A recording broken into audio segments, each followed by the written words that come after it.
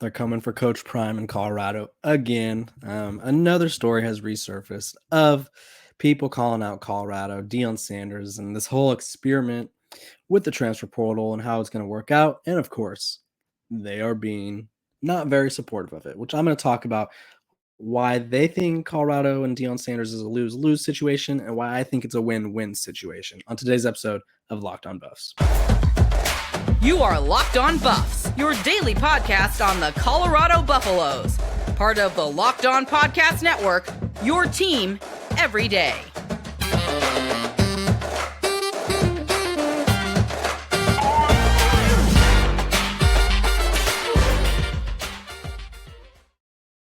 What is up, everybody? This is Locked On Buffs. I'm your host, Kevin Borba. Today's episode, we're going to be talking about why someone would call Colorado and Deion Sanders being a lose-lose situation in 2023. I'm also going to talk about who has the most to prove on defense and who has the most to prove on offense today for the Buffs in 2023. But before I do, I want to thank you guys for making Locked On Buffs your first listen every day. We are free and available wherever you get your podcast, your team every day. Let's dive right in. Someone said it. We don't know who said it because why would they put their name behind it? That would actually require having some, I guess, dignity. I guess you could say. The anonymous comments. You gotta love it. You really do, because you can really say anything. Just say anything about anyone, and it'll never get back to you unless, I guess, the person who reports it leaks your name, and even then you could deny it, plausible deniability. But anonymous comments, they feel like one of those things that are elite or aren't illegal but should be, because you're telling me that you're just allowed to slander anybody, not put your name behind it and be like, yeah, I said that, but no one knows, so it's all good. So that I don't like anonymous comments. I think they're one of the softest things in sports, because realistically, if you got an opinion and you want to share it, say it with your chest. Don't be scared just because you think you're going to get backlash or something. While I don't agree with Pat Narduzzi and all of his stances on Coach Prime, at least he had the gall, as they say, to say it publicly. I think there's one thing, not that I'm supporting Pat Narduzzi here, but at least he wasn't hiding behind a screen or hiding behind an anonymous quote. Like he said it. Was it right or was it something that made sense? No, but he said it with his chest, and I appreciate him for that. This other coach, I don't know what we're doing. We're going anonymous quotes, and it's just factually incorrect, because here's the thing. Nothing about the Deion Sanders tenure at Colorado will be a lose-lose. The only way it's a lose-lose is if he somehow blows the program up. They lose every game. It ends in which this is what he said. This is part of the quote. They said it'll end in a horrible hiring, or horrible way, and they'll have to fire him and all this. And that's every tenure. That's literally every college football head, every job in the world. If you don't do well and they fire you, that is a losing situation. So that's not really, I don't know if we count that. The other lose was that he's going to succeed right away and leave the program after 1 year. That's or something like that. That's what we're going with. Really, he's gonna have a good season with all of his transfers in year one, in which the coach kind of said, we don't know if they're going to be good or not. So they're either going to be good or bad, breaking news, or if they're good, he's going to leave for a job after 1 year, and because he doesn't want to be in Boulder, apparently. It seems like he likes to be in Boulder. I'm not going to say that he'll never leave the job, because I think that there's certain programs that would provide stuff that Colorado can't. If people are really serious about him valuing being in Texas or Florida, there's going to be a job that opens up there eventually. And I don't know if he's going to be able to turn it down, because that's where he's from. He has connections to both those places. And if you're going to tell me that someone wants to go home, I wouldn't be shocked. I'm not going to sugarcoat it just because it's a Colorado podcast. I wouldn't be shocked if he left for a job in Florida. He's from Florida. He's always shown appreciation. He talks about how he wants Florida kids. He knows they're good. He's from Texas. One of the biggest rumors from the Pac-12, Big 12 realignment stuff is that he wants to return to Texas, which I don't know why that's a thing, because he could go to Texas anyway in recruiting, but maybe he wants to live in Texas. He lived in Dallas. His kids grew up in Dallas or the Dallas area. But to say this is a lose-lose for Colorado is going to win this situation regardless, because there's a few positive outcomes. One, Coach Prime leads his teams to success, and they go from being one of the worst programs in the past 2 decades to a successful college program. Two, he leads a team to success, and they're just relevant. Again, the relevance part is the more important part here. They're relevant. Um, Three, even if he does leave, okay, which that's a big if, because it's year one, hasn't played a game yet, and we're already talking about, in what month is it? It's almost July, and we're almost talking about how he hasn't played a game yet, or they haven't played a game yet under him, but he's going to leave for a better job. That doesn't make sense, but if that were to happen, you're telling me that Colorado can't go nab another high-profile coach? Obviously, I don't know if there's a coach as high-profile as Deion Sanders, Coach Prime, but if Coach Prime wins at Colorado, he not only shows that Colorado is willing to invest in their program, he shows that it's possible to win at Colorado, and then an attractive coach will want to come here. Like I said, there's no other Coach Prime out there. Deion Sanders, to be exact. I know you guys want me to call him Coach Prime, but I got to call him Deion Sanders for this part. Is literally one of the most iconic football players to ever play. And he's bringing all this attention. And if he succeeds, he's bringing success to Colorado. That's going to convince other coaches that they could do the same, because every coach thinks they could win anywhere. And so if they see, oh, well, he could do it there. He kind of laid the foundation. The fans are more invested. The program's more invested. That's a win-win, because if he leaves, they're going to get a good replacement. They've shown that they could invest in Colorado football. So that doesn't make sense. The other argument that he's going to leave for a better job, I've talked about this countless times. It really makes no sense, because let's hypothetically, Colorado wins 10 games year one. This is my hypothetical. They win 10 games year one. Okay, really great. Obviously, that's 9 more than they won last year. Here are the coaches that are considered to be on the hot seat for 2023. Dino Babers at Syracuse. Don't think he's going there. Mike Bloomgren at Rice. Definitely not. Neil Brown at West Virginia. Seems like a lateral move. Dana DeMel at UTEP. Nope. Danny Gonzalez at New Mexico. Nope. Dana Holgerson at Houston. Maybe.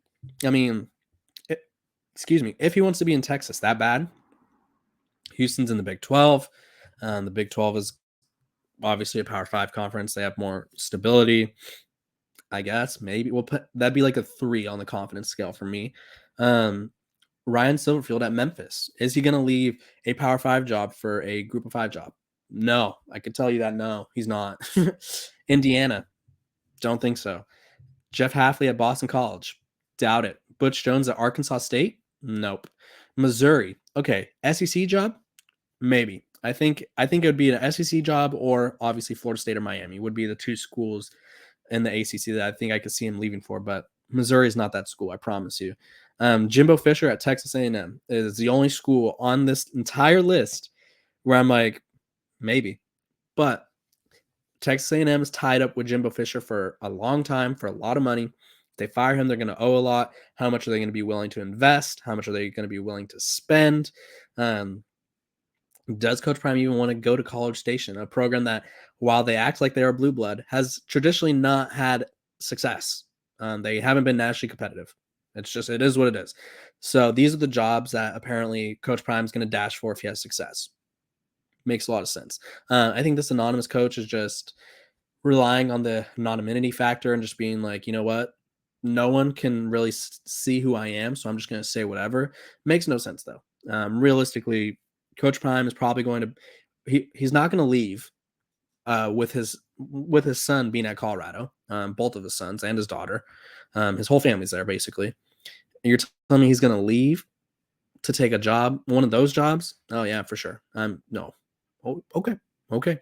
I'm going to grow 5 inches and learn how to shoot a jumper, and I'll be in the NBA and by next week. Don't worry about it.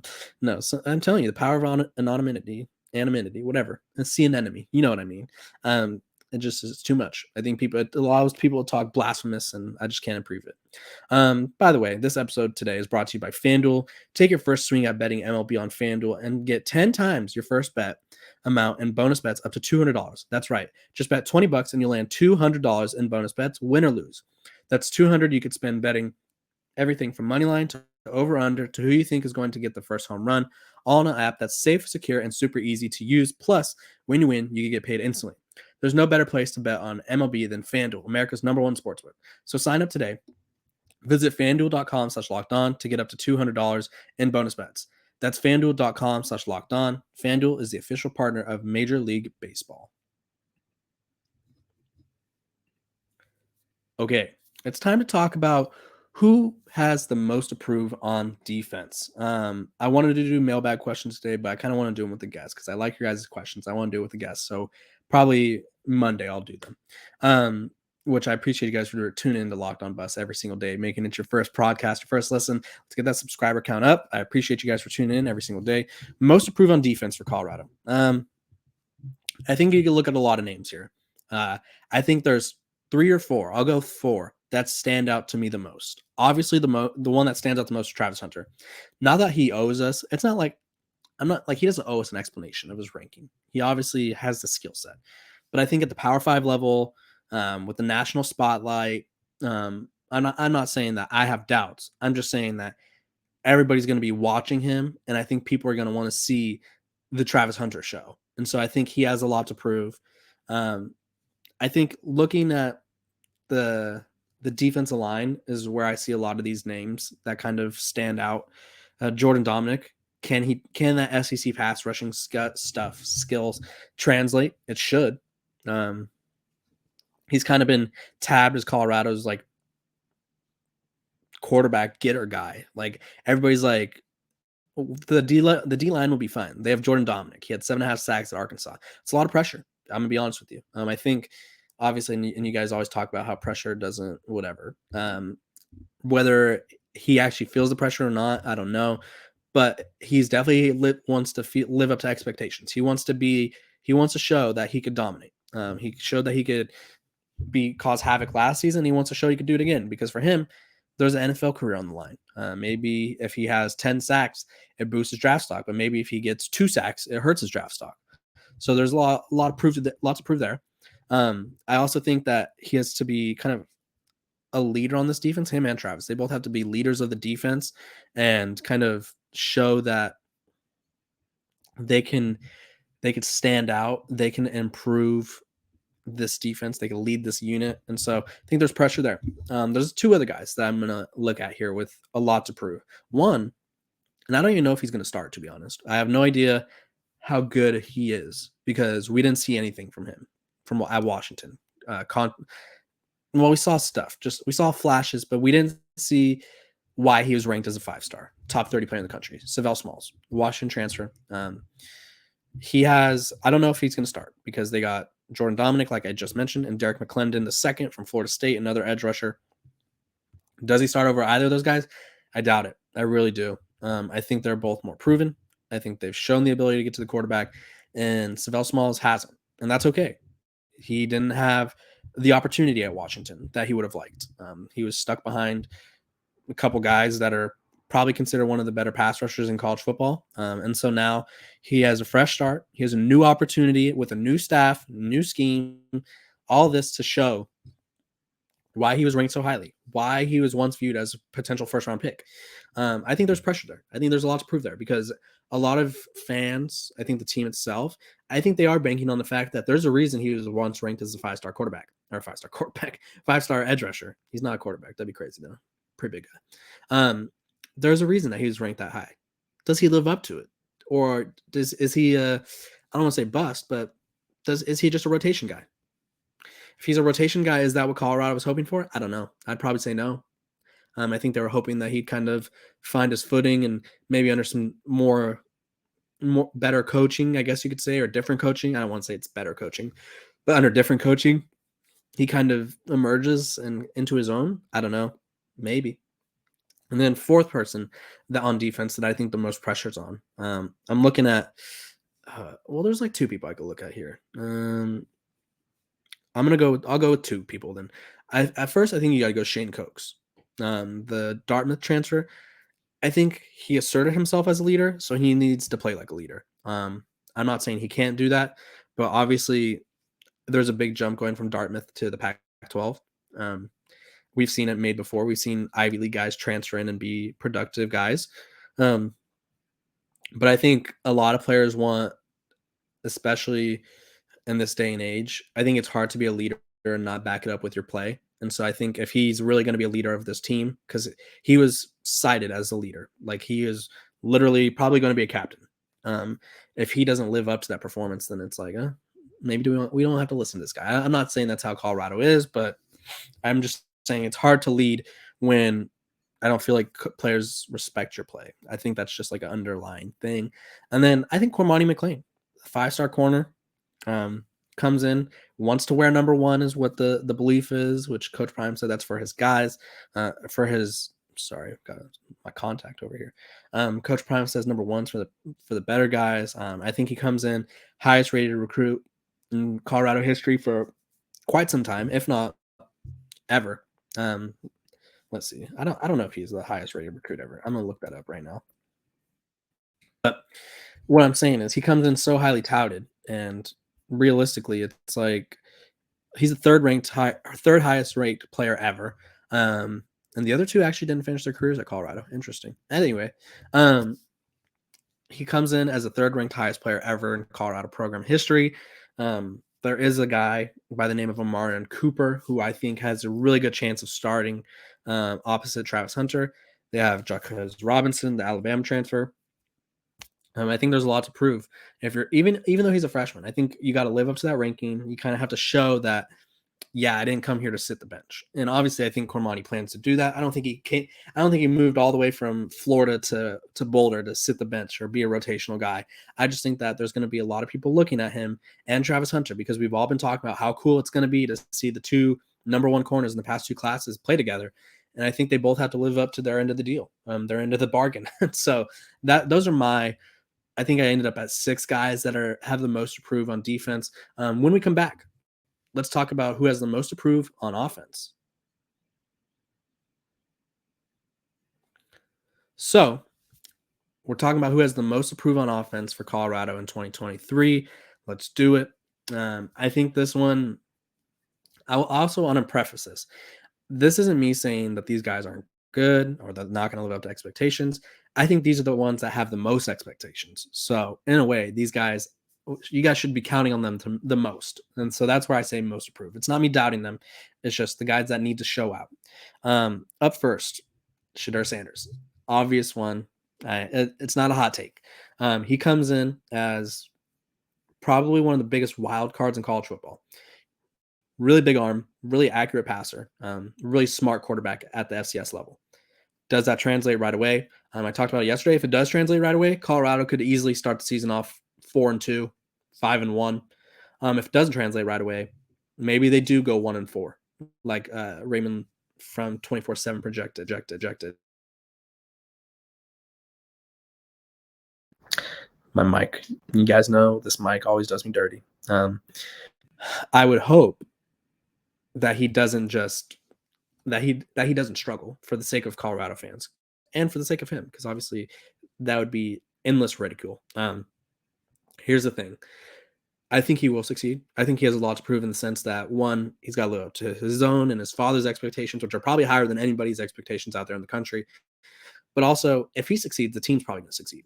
Most to prove, the entire offensive line. They have been the weakest link on the team, probably. I don't know if there's a weaker link, maybe kickers. But even then, it's like kickers. I mean, you never trust a college kicker, is what I've learned through the years. We've just seen too many heartbreaks with college kickers. You don't trust them unless you either have a great one or you have a college kicker. And that's kind of how it works out. But the offense line, if they can't protect Shedeur, it's going to make it harder on him. It's going to make it harder on the running backs. It's going to make it harder on the receivers to produce because they're not going to be able to get the ball. It is what it is. Most approved for offense too, Travis Hunter, kind of. I think everybody's going to be interested to see. He's probably our first, or not our first. I think he has the best opportunity to be the best two-way player in probably over a decade. You think of Miles Jack and Dory Jackson. Luke, what's his name? Oh my gosh, the Oregon State guy, Jack Coletto, not Luke. He played fullback and linebacker. I'm trying to think, are there any other ones? Jabril Peppers, kind of. Travis Hunter has a chance to be the most dominant two-way player in college football, maybe history. And so I think he has pressure on offense and defense. So he kind of counts as one, too. Jimmy Horn Jr. I think he has a lot to prove in the sense that he's kind of claimed that number one receiver spot, but can he hold on to it? Or is someone like Xavier Weaver, who was the more targeted, I don't want to say better, but he more productive receiver at USF. Maybe he takes that role again from Jimmy Horn. Jimmy Horn has the advantage being in the system longer, but does he hold on to the role? Alton McCaskill, running back, American Freshman of the Year back in 2021, missed this past season due to injury. Can he live up to the hype again? Can he reproduce that success? We're going to find out. There's a lot of things, a lot of people that have things to prove. And honestly, I'm very excited to see it. I'm very excited for you guys to be following along on the journey as well. So I appreciate you guys for tuning in to Locked On Buffs. I'm Kevin Borba.